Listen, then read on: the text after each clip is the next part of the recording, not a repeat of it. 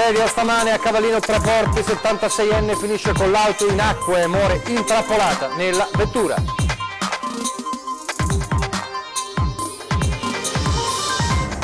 Concordia Sagittaria sotto shock per la tragedia dell'insegnante 43enne morta nel rogo della sua casa. Era rientrata nell'abitazione per salvare la figlia non sapendo che era già fuori. Il rogo partito dall'albero di Natale. Finisce in parità, 5 sì, altrettanti no, il referendum consultivo per la fusione di 26 comuni veneti. Polemiche nel Bellunese per schede con la dicitura provincia di Vicenza. In queste ore l'interrogatorio del 47enne arrestato per l'esplosione di un ordigno davanti a un liceo di Vittorio Veneto, indagini sul movente. Incredibile vicenda, Cittadella, un 50enne senza identità è ricoverato in stato di incoscienza dopo l'incidente da 3 anni, nessuno si è fatto avanti per riconoscerlo. Il presidente Zaia rilancia la candidatura per le colline del Prosecco a patrimonio UNESCO, il nuovo dossier perfetto, dice stasera il governatore, ospite a Ring. Sabato scorso a Treviso l'emozione per la mostra dedicata a Omobono Tenni e alla Grande Guerra a 70 anni dalla morte dell'asso del ciclismo. Telespettatori di Antena 3, buongiorno e ben ritrovati, buon inizio di settimana, la prima edizione del nostro telegiornale con la cronaca di 2 tragedie. La prima in ordine di tempo, anzi l'ultima in ordine di tempo, è una tragedia della strada ed è una tragedia avvenuta questa mattina quando una donna di 76 anni, la cui identità ancora non è stata resa nota, la guida della sua vettura è finita, come vedete in queste immagini terribili dei vigili del fuoco che ripescano l'auto, è finita in un canale a Cavallino Tre Porti, ha perso evidentemente il controllo della vettura ed è finita nel canale, la vettura che è diventata purtroppo una trappola per l'anziana che è morta all'interno dell'abitacolo. Queste le immagini del recupero della macchina guidata dall'anziano, ovviamente da capire, da accertare la dinamica della tragedia e anche l'identità ovviamente della vittima, maggiori aggiornamenti ovviamente nelle prossime ore. L'intervento dei Vigili del Fuoco è ancora in corso. E poi sempre dal veneziano, ma Concordia Sagittaria è un paese sotto shock per quanto accaduto nell'abitazione dell'insegnante di 43 anni che con l'abitazione in fiamme, un rogo partito dall'albero di Natale, si era salvata ma poi è rientrata perché pensava che la figlia fosse ancora nell'abitazione, invece era già salva e purtroppo è morta. Allora è il dolore di un paese intero che ci racconta al telefono per noi Ilaria Marchiori da Concordia. Ilaria. Buongiorno da Concordia Sagittaria, in lutto per la tragedia avvenuta ieri mattina alle 6:45 circa, quando i vigili del fuoco sono intervenuti in un'abitazione di via Cesare Battisti per un incendio scaturito con tutta probabilità dalle decorazioni natalizie dell'albero di Natale. Una donna di 45 anni, Paola Castellet, ha perso la vita, salve invece le sue 2 figlie. Paola aveva un fratello di professione vigile del fuoco, Andrea, che ha ricevuto una telefonata dalla mamma. Corri, la casa di Paola brucia, gli gridava, le ragazze sono qui ma lei è entrata dentro e non è più uscita. Infatti la mamma era entrata proprio per cercare di salvare le figlie che in realtà erano scappate dalla finestra, probabilmente lei non se n'era accorta o non lo sapeva, la dinamica è ancora al vaglio. A quel punto il fratello si è precipitato a casa in contemporanea quasi ai colleghi che erano stati nel frattempo chiamati, ma le fiamme erano troppo alte e i compagni l'hanno dovuto fermare. In un secondo momento è poi tornato proprio insieme a loro per recuperare il corpo della sorella.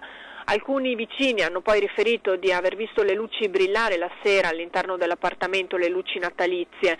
Una scarica elettrica potrebbe aver probabilmente raggiunto una tenda, una tovaglia, un mobile, facendo poi divampare il fuoco. E svegliate dai rumori e dal forte odore di fumo, Paola e le figlie sono scappate fuori. Poi però la donna, temendo proprio per la vita della più piccola con cui nella confusione aveva perso contatto, è ritornata dentro e da lì non è più uscita. Sulla vicenda stanno indagando i carabinieri della stazione di Porto Gruaro. Da Concordia Sagittaria è tutto, restituisco la linea allo studio. Grazie a Ilaria Marchiori. Ancora la cronaca giudiziaria. In queste ore l'interrogatorio di garanzia per l'operaio 47enne accusato di aver piazzato la bomba artigianale che esplose davanti al liceo Flaminio di Vittorio Veneto. Stefano Milacic dovrà spiegare al giudice perché la notte tra il 2 e il 3 giugno scorso ha piazzato un ordigno artigianale davanti al liceo Flaminio di Vittorio Veneto. L'operaio di 47 anni, appassionato d'armi e membro di associazioni combattentistiche, è stato raggiunto venerdì da un'ordinanza di custodia cautelare con l'accusa di danneggiamento e violazione della legge sugli esplosivi. La deflagrazione fece andare in pezzi 32 finestre dell'istituto e dell'edificio vicino. Oggi l'uomo dovrà comparire davanti al giudice per l'interrogatorio di garanzia. Milacic, difeso dall'avvocato Giuseppe Gulli di Conegliano, potrebbe avvalersi della facoltà di non rispondere. Secondo gli investigatori, che lo tenevano sotto controllo da mesi, si tratta di una persona pericolosa. Il pubblico ministero, ritenendo plausibile la reiterazione del reato, ha ottenuto la custodia cautelare in carcere. Per gli stessi reati comunque sono indagati a piede libero 2 presunti complici, un 40enne residente a Vittorio Veneto appartenente alla stessa associazione combattentistica ed un giovane di 24 anni. Ad incastrare Milacic sembra ci siano delle intercettazioni telefoniche con uno dei 2 indagati. Lasciamo adesso la cronaca, parliamo del voto per la fusione dei comuni. Ieri era il referendum day in 26 comuni del Veneto, vediamo com'è andata. Finisce in parità, 5 sì, altrettanti no, il referendum consultivo per la fusione di 26 comuni veneti, i cui cittadini erano ieri chiamati alle urne per esprimere la propria preferenza, dando potenzialmente vita a 10 nuove realtà. Non era previsto alcun quorum e la fusione veniva approvata con la maggioranza dei voti favorevoli. E in effetti l'affluenza alle urne in alcuni comuni è stata davvero bassa. Guardando nel dettaglio la situazione, la provincia con il maggior numero di comuni chiamati al voto per la fusione, Vicenza, ha visto alla fine in 3 casi su 5 la vittoria dei sì. Via libera alla fusione di Masone e Molvena con la nascita di Colceresa, così come a Lusiana e Conco. Si chiamerà invece Valbrenta, il nuovo ente che unisce Cismon, Valstagna, San Nazario e Campolongo, dove vincono i sì, maggioranza di no invece a Solagna. Niente fusione tra Longare, Castignero e Nanto e Colbergonza e tra Carrè e Chiuppano. Nel bellunese vede la luce Borgo Valbelluna, frutto della fusione tra Mel, Lentiai e Trichiana. Qui il voto è stato accompagnato anche dalle polemiche per le schede che sul frontespizio, anziché la dicitura provincia di Belluno, riportavano provincia di Vicenza. Spostandosi nella vicina Marca Trevigiana, successo dei sì per la nascita di Pieve del Grappa, comune che unirà Crespano e Paderno. Nulla di fatto invece per le possibili fusioni nelle province di Rovigo e Padova. Il comune di Frassinelle dice no alla nascita del Medio Polesine e all'unione con Polesella. Nel Padovano restano nel cassetto le 2 nuove realtà di Terre Conselvane, che doveva nascere dalla fusione di Cartura Terrassa, e Conselve, e di Fortezza d'Adige, frutto dell'unione tra Masi e Castelbaldo. Nei territori in cui hanno trionfato i sì, entro febbraio sarà approvata dal Consiglio regionale una legge per l'istituzione di ciascun nuovo comune. I prefetti nomineranno i commissari per la gestione dei comuni soppressi fino alle elezioni che daranno vita alle nuove amministrazioni. Ora le immagini della protesta del picchetto davanti alla sede del Mantovani. Siamo a Padova con i sindacati preoccupati perché denunciano sono a rischio 97 posti di lavoro e manca un piano di rilancio dell'azienda per il 2019. Per quanto riguarda il Mose, c'è anche ovviamente la partita del Mose per quanto riguarda la Mantovani, questa nuova società che non è Mantovani ma Cogge Mantovani non è ancora riuscita a entrare nei contratti per il Mose, manca anche il pagamento dello stipendio di novembre. Per questo, come vedete, i lavoratori sindacati in protesta stamani, in queste ore, proprio in queste ore, davanti alla Mantovani, e in questo momento stanno ovviamente esplorando e spiegando le motivazioni della loro protesta che vi racconteremo questa sera nel corso del nostro telegiornale del Veneto. Dal Padovano alla Marca Trevigiana per tornare a parlare di Colline del Prosecco come patrimonio UNESCO. È pronta la nuova documentazione che verrà presentata a breve, il nuovo dossier, l'ha annunciato ieri il governatore del Veneto Luca Zaia all'inaugurazione della fiera agricola di Santa Lucia di Piave, dove si è anche soffermato a parlare della apertura di questa mattina della nuova variante stradale ad Agordo. UNESCO è una realtà, abbiamo pronto il dossier, che è un dossier ovviamente ricalibrato sulla base delle osservazioni avute, dimostreremo a quei 2 o 3 bastian contrari che abbiamo fatto un bel lavoro, ho già visto il lavoro finale e noi adesso corriamo per il Kazakistan. Il fatto che ci sia la fiera come punto di riferimento dà ancora più spunto e slancio a tutta questa operazione. Avere l'UNESCO vuol dire avere una nuova filosofia di vita e di gestione dei territori, vuol dire diventare un modello a livello internazionale. Nella fascia climatica che ci compete, le colline UNESCO, le colline del Prosecco avranno una virtuosità che magari altre colline e altri territori viticoli in giro per il mondo non hanno. Va a aprire una strada ad Agord, un altro segnale di una montagna che vuole riprendersi. Ma guardate, ma anche un segnale di dire che è ora di finirla questa storia della montagna dimenticata. Mondiali di sci li abbiamo voluti con forza, sono 242 milioni di investimenti e sono lì, ci sono i cantieri, si vedono. Le Olimpiadi ci stiamo battendo alla grande, lo abbiamo fatto a Tokyo, lo faremo in Australia e a Losanna speriamo di portare a casa l'investitura. Sono 980 milioni di dollari che CIO gira a chi vincerà. E altri investimenti, treno delle Dolomiti e poi infrastrutture e viabilità. E poi la grande partita della catastrofe di fine ottobre, primi di novembre, che è quella degli alberi, 28.000 ettari di alberi da tirare su e dei boschi da sistemare, sono una grande sfida che vogliamo affrontare. Una Zaia che questa sera peraltro sarà a Ring, lo ricorderemo alla fine del nostro telegiornale, proprio ospite speciale di una puntata importante da non perdere questa sera.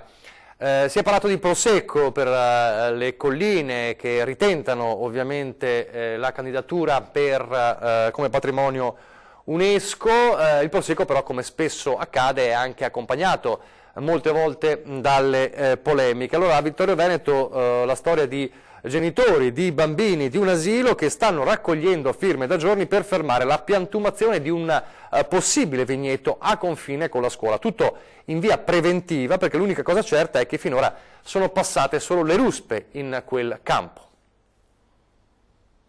Signora, posso chiedere perché ha firmato? Perché ho firmato?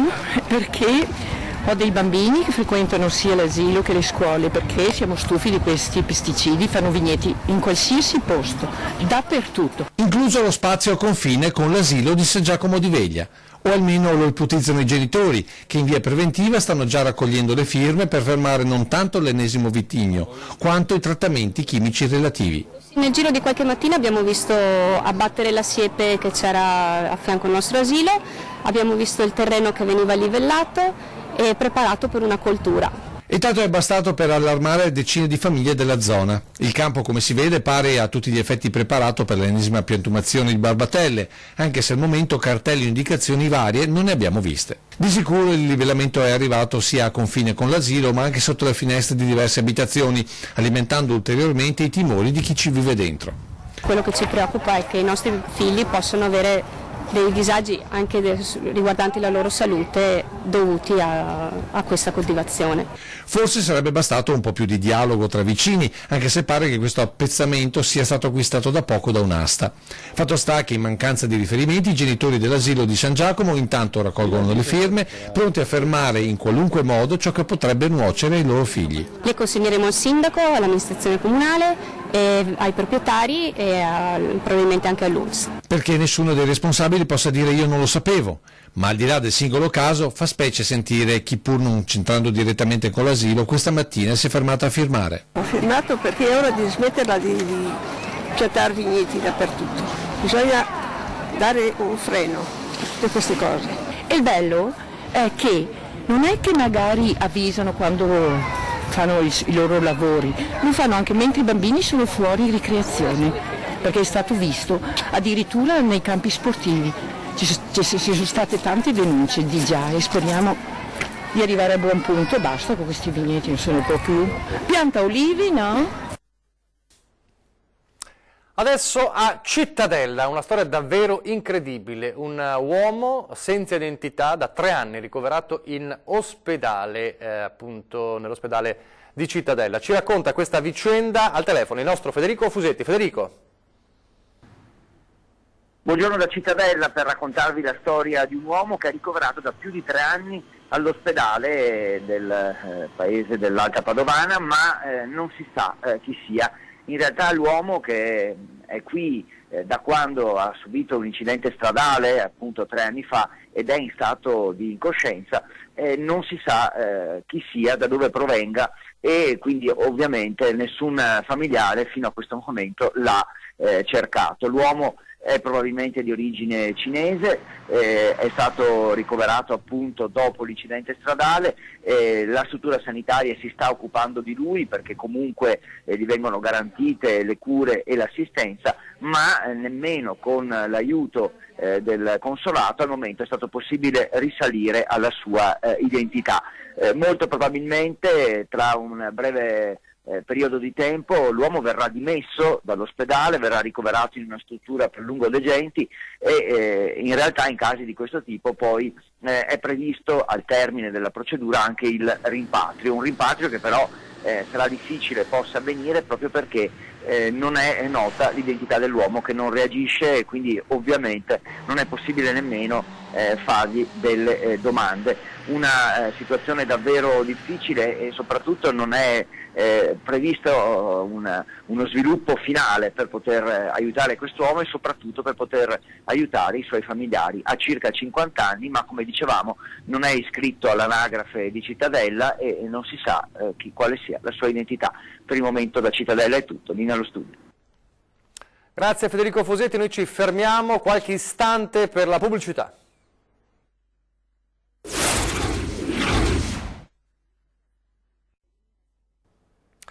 Rieccoci in studio in diretta al TG Prima Edizione, torniamo a Venezia e torniamo a parlare del caso del trasferimento di Don D'Antiga. Come sapete il sacerdote che è stato trasferito diciamo, alla parrocchia di San Marco, ma ha fatto infuriare ovviamente questa decisione i fedeli e che sabato hanno realizzato un vero e proprio rosario di protesta davanti alla sede del Patriarcato dopo l'ultima messa che abbiamo raccontato anche con centinaia di fedeli commossi. Allora riviviamo quella che è stata una vera e propria contestazione, peraltro la prima volta davvero una contestazione al Patriarca di Venezia da parte dei fedeli che non erano d'accordo e non sono d'accordo con questo trasferimento accettato però dal sacerdote. Vediamo. Hanno recitato un rosario di protesta davanti al Palazzo Patriarcale e poi una cinquantina di fedeli sono entrati nell'atrio della Curia dove il Patriarca Moraglia li ha incontrati. Io ho perso la fede, sono sincera, perché ho perso mio figlio 8 anni fa e da 1 anno e mezzo è morto anche mio marito, sicché sono da sola. Lui mi ha risollevata, ho trovato la forza di andare avanti perché non ci riuscivo, ero a terra. Io vorrei avere il diritto di avere Don Massimiliano. I toni non erano certo dei più miti e il Patriarcato in una nota ha espresso successivamente vero dispiacere per questo, assicurando comunque la continuità delle iniziative messe in piedi da Don D'Antiga. Abbiamo bisogno in San Marco di una persona, lui ha detto, io non voglio parlare di casi personali, però quando una persona dice che ha il carisma dell'ascolto e dell'accoglienza, che ascolta le persone e accoglie, io lo mando dove è possibile confessare e abbiamo bisogno di confessioni, dove si celebra l'Eucaristia, che è la cosa più grande che un prete che possa fare, nella chiesa maggiore della diocesi, che è la cattedrale di San Marco. E le dico anche un'altra cosa, non lontano da dove era prima, con la possibilità, scusate, con la possibilità di seguire il gruppo dei genitori che hanno giovani in cielo, cosa che è stata detto subito a tutti già domenica sera. Nel lungo confronto con i fedeli il Patriarca ha raccontato che lui stesso in passato si è trovato in una situazione simile. Quando il Vescovo mi ha detto tu devi lasciare, io mi ricordo che nell'ultima messa i ragazzi hanno detto andiamo noi dal Cardinale e gli diciamo che ti lasci. Gli ho detto non lo fate, perché se faceste una cosa del genere io avrei fallito con voi. Loro hanno pianto ed è stata una delle poche volte in cui ho pianto nella mia vita. Il e non riuscivo a finire la predica. Nonostante l'atteggiamento ostile di alcuni fedeli nei suoi confronti, Moraglia si è dimostrato sempre capace di ascoltare e soprattutto rassicurare chi si trovava lì. Queste dunque le parole, avete sentito, del patriarca Moraglia in quello che è stata davvero una giornata difficile per il patriarcato, le prese con una contestazione davvero di cui non si ha memoria recente. E sempre sabato, durata soltanto un giorno, ma è stata davvero un'emozione, l'esposizione di Bolidi alla Camera di Commercio di Treviso. È un modo per ricordare sia il centenario della fine della Grande Guerra, sia un mito come Omo Bono Tenni. Un volto, una storia, quello di Omo Bono Tenni e del motociclismo nella Marca.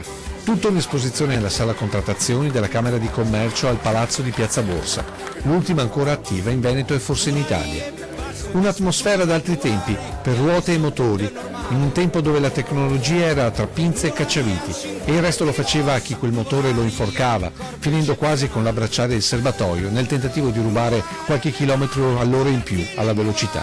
Tempi eroici dall'odore intenso di olio e benzina, il cuoio dei giubbotti e asfalto sui volti, il fango e gloria all'ultimo metro prima del traguardo. Tutto raccontato in queste immagini, ma anche tra questi esemplari, dove l'Aquila di Mondello Allario è vicina alla Bianchi, che ricorda il motociclismo in guerra.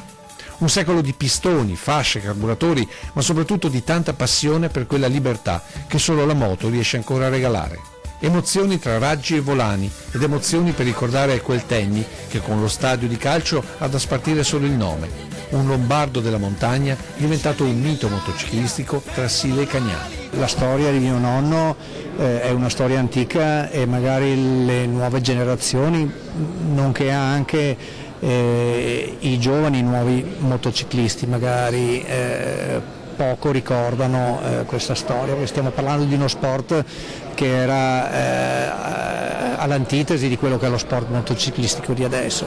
Mi fa piacere perché c'è ancora una memoria storica. L'unico rammarico è per un ricordo, un'esposizione durata un solo giorno, ma dall'intensità che sicuramente imporrà una nuova edizione. Se dovesse attribuire un aggettivo solo a Omo Bono Tenni?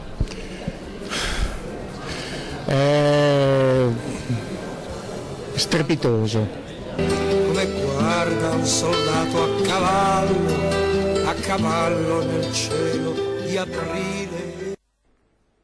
Siamo in chiusura di ricordo per segnalarci la vostra natività, il vostro presepe, quali sono i riferimenti, redazione @antena3.it per scrivere una mail, descrivere il vostro presepe e scriverci l'indirizzo, il vostro numero di telefono, oppure 0422 023 0898 per lasciare un messaggio in segreteria, oppure 351 175 5340 per mandare sms, per mandare video, scusate, oppure foto della vostra natività.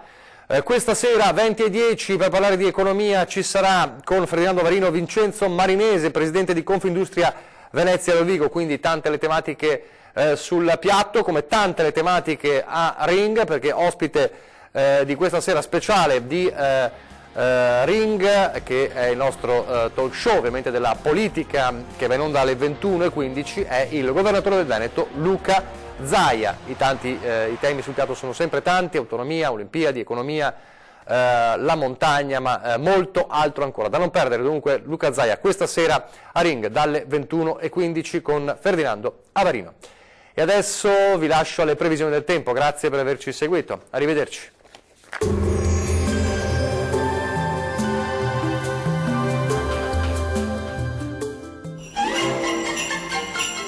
Fresco e Vario, i surgelati di prima qualità, vi augurano buone feste. Ben ritrovati al meteo. Inizio di settimana con il maltempo sulle nostre regioni, ma vediamo il dettaglio.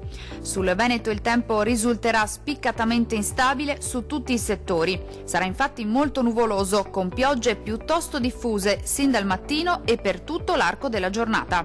Fenomeni in lieve attenuazione nel corso della nottata. Temperature minime tra lo 0 e i 2 gradi. Valori massimi compresi invece tra 2 e 5 gradi circa.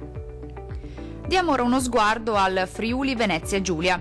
Non cambia di molto la situazione, anche sulla nostra regione il tempo sarà perturbato, con le precipitazioni che riguarderanno un po' tutte le province e localmente potranno risultare anche intense, ma anche in questo caso migliorerà in serata. Temperature minime comprese tra 1 e 3 gradi, valori massimi oscillanti invece tra 3 e 4 gradi circa.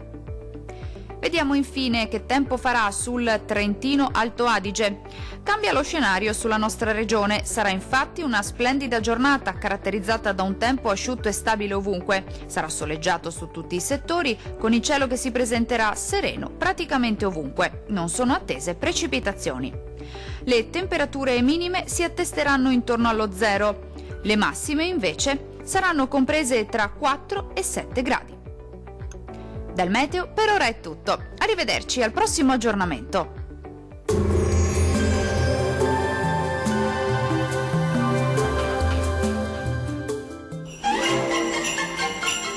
Fresco e vario, i surgelati di prima qualità vi augurano buone feste.